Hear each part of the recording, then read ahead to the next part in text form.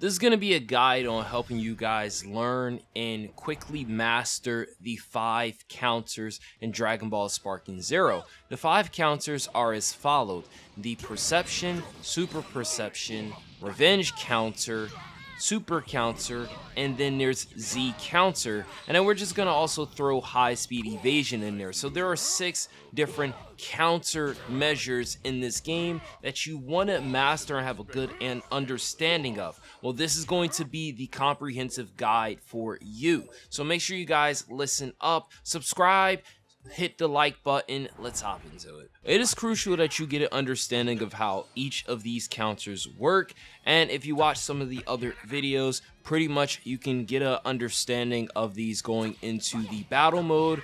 But what you probably want to know is how to pull these off and the best way to pull these off. So we're gonna go straight into our training mode. We're going to select Hyperbolic Time Chamber because I believe this is the best stage for training. We're going to go ahead and train Perception, Super Counters, and High Speed Evasion.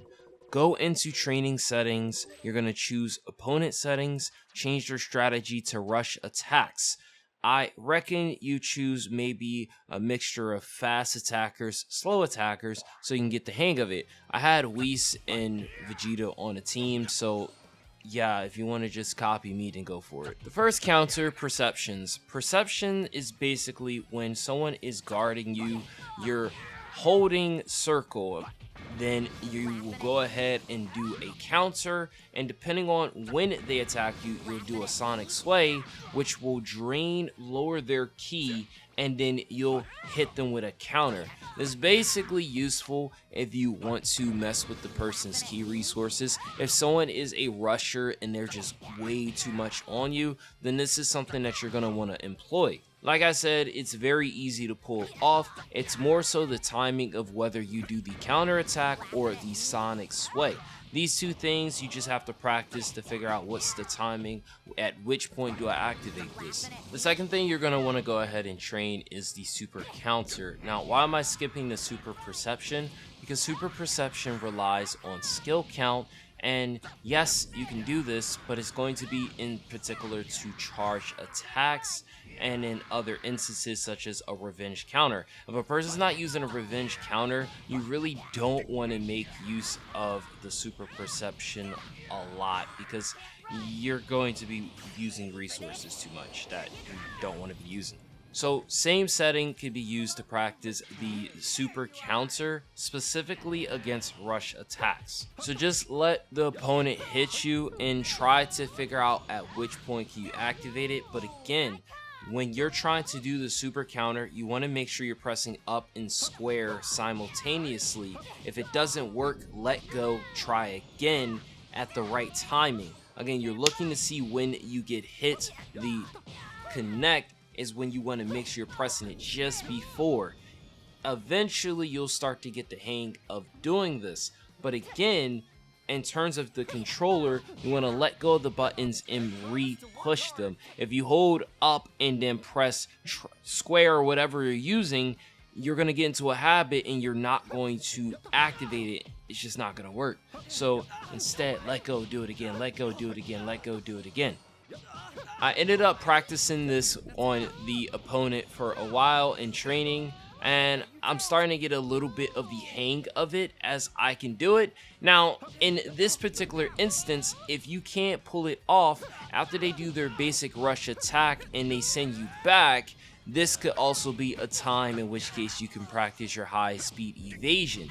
In this particular case, if I couldn't pull off the the Super Counter in time, then I would make use of high speed evasion to dodge that upcoming attack.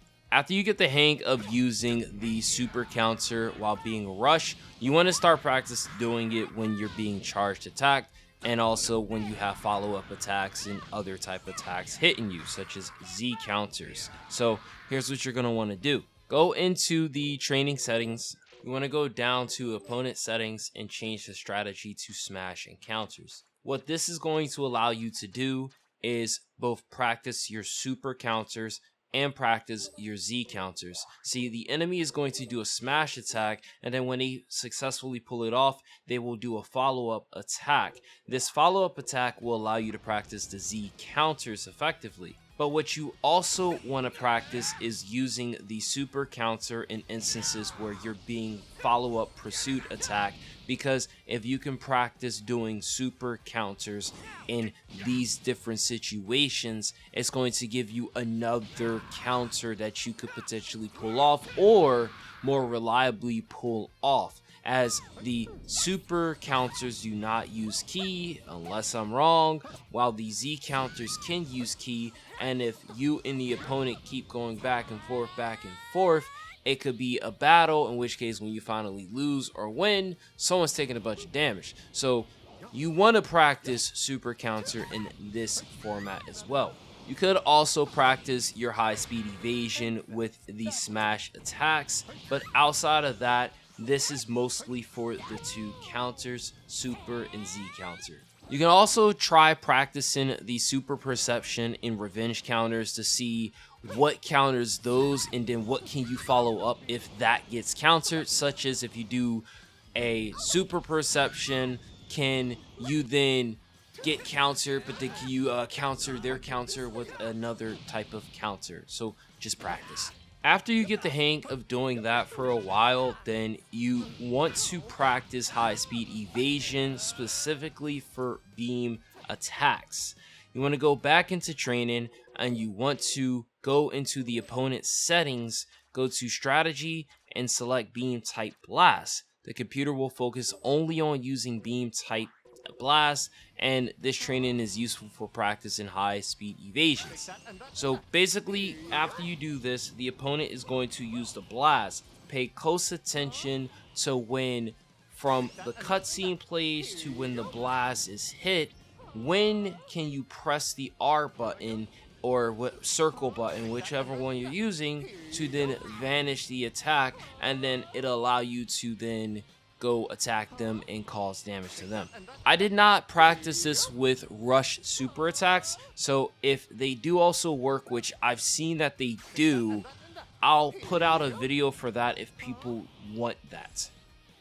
I've seen some comments and some people saying how some things are hard or this game is too hard. I've seen discourse online, and I do have to wonder, how long did everybody spend in training, or are they going back to training, coming into the training settings, and using this as a resource to get better? Well, if you still are having trouble with the basic combat of the game in general, then I'll be dropping a video off probably tomorrow, and I'll be going over how to play the game and how to get better at Dragon Ball Sparking Zero, so definitely stay tuned for that video.